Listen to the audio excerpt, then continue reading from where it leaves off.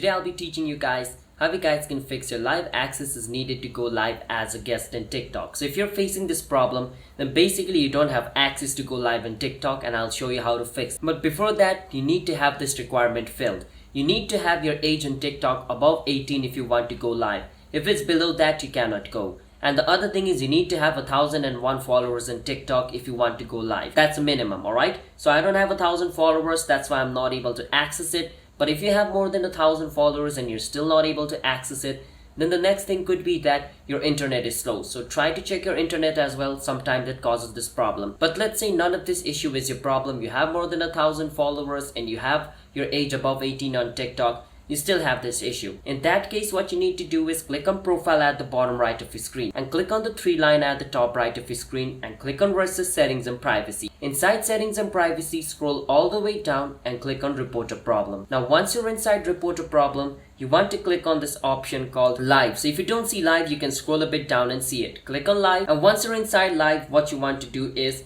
click on where it says live is suspended. Once you're over here, click on no, because our problem has not been solved.